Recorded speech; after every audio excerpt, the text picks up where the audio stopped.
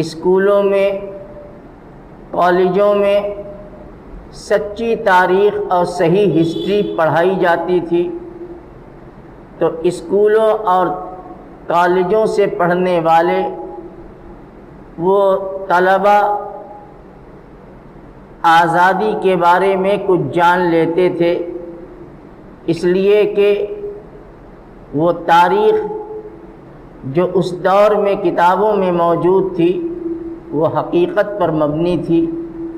وہ سچی تاریخ تھی، تو پرانے لوگ اس کو جان لیتے تھے، اور ہمارے غیر مسلم بھائی جو پرانے لوگ ہیں، جو اب بوڑھے ہو چکے ہیں اور اب تو بہت کم ہیں، وہ بھی اردو زبان کو پڑھتے تھے اور ملک کے بارے میں وہ صحیح اور سچی معلومات رکھتے تھے۔ لیکن یہ بہت بڑا المیہ ہے کہ آہستہ آہستہ اب کتابوں کے نصاب سے بہت سے ایسے مضامین کو یا تو ختم کر دیا گیا یا اس کی شکل بدل دی گئی، اور اب اس انداز سے مضامین تیار کیے گئے اور سلیبس، نصاب اور کورس تیار کیا گیا کہ میں یقین کے ساتھ کہہ سکتا ہوں کہ آج کی وہ جنریشن جو اسکولوں میں پڑھتی ہے، سرکاری نصاب ہے ان کا، اور حکومت کی منظوری سے ان کا سلیبس تیار ہوتا ہے، اور اس میں جو کچھ سکھایا اور بتلایا اور پڑھایا جاتا ہے یا تو وہ فرضی ہے یا سچائی سے بہت دور ہے۔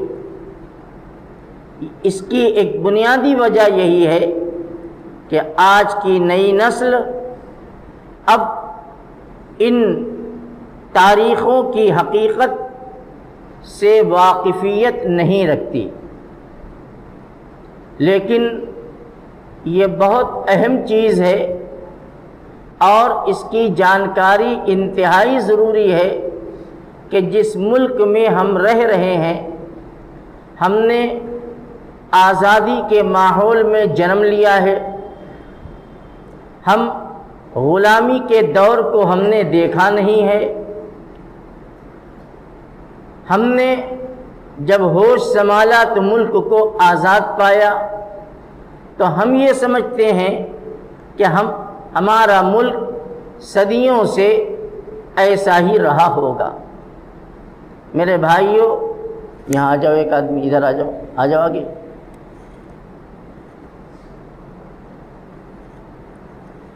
میرے بھائیوں، اس مختصر سے وقت میں آپ کے سامنے آزادی وطن کی تاریخ بیان کروں یہ ممکن نہیں ہے، لیکن کچھ اہم اور ضروری پہلو ہیں جس کی طرف میں آپ کو متوجہ کرنا چاہتا ہوں، خاص طور سے ہماری وہ نوجوان نسلیں جو ان چیزوں سے بالکل واقف نہیں ہیں، بس وہ 15 اگست کو ترنگا کے علاوہ کچھ نہیں جانتے، ان کے لیے جاننا انتہائی ضروری ہے۔ میرے بھائیوں، بزرگوں، ہمارا ملک کسی زمانے میں ایسا ملک رہا ہے جس کو دنیا کی نگاہ میں سونے کی چڑیا کہا جاتا تھا۔ ہمارے ملک کو اللہ رب العزت نے قدرتی ذخائر سے، قدرتی وسائل سے اور اپنی بے شمار دولتوں سے نوازا تھا جو دنیا کے دوسرے ملکوں میں نہیں تھی۔ کچھ دولت وہ تھی جو زمینی سطح پر نظر آتی تھی، کچھ دولت وہ تھی جس کو اللہ نے اس ملک میں زمین کی تہوں کے اندر چھپا کے رکھا تھا۔ ہمارا ملک قدرت کی نعمتوں سے مالا مال تھا۔ یہ وہ ملک ہے جس میں پورے سال میں تینوں طرح کا موسم آتا ہے، دنیا میں کوئی ایسا ملک نہیں۔ کہیں سردی ہے تو سردی ہی ہے، کہیں گرمی ہے تو گرمی ہی ہے، اور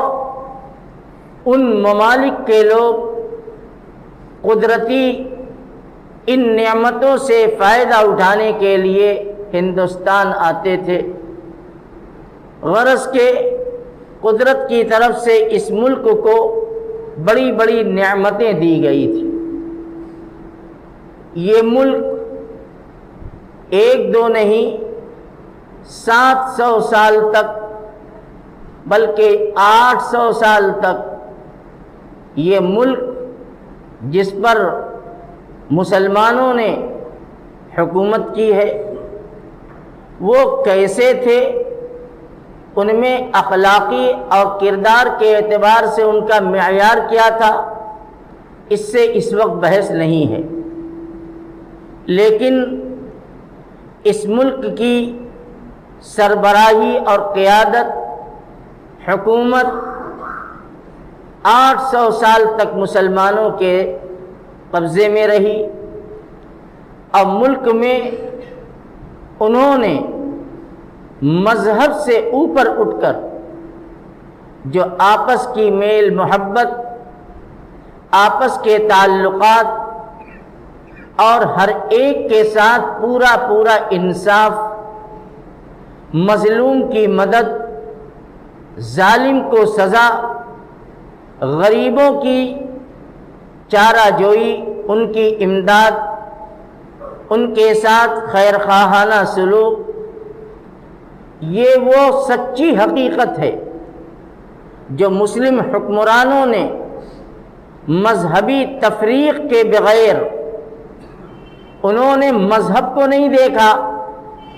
کہ کس کا مذہب کیا ہے، کس کا دھرم کیا ہے، وہ اللہ کی عبادت کرتے ہیں کہ بتوں کی پوجا کرتے ہیں، کون ہیں، انہیں اس سے کوئی بحث نہیں تھی۔ بس ان کے ذہن میں صرف ایک بات تھی کہ ہندوستانی ہے۔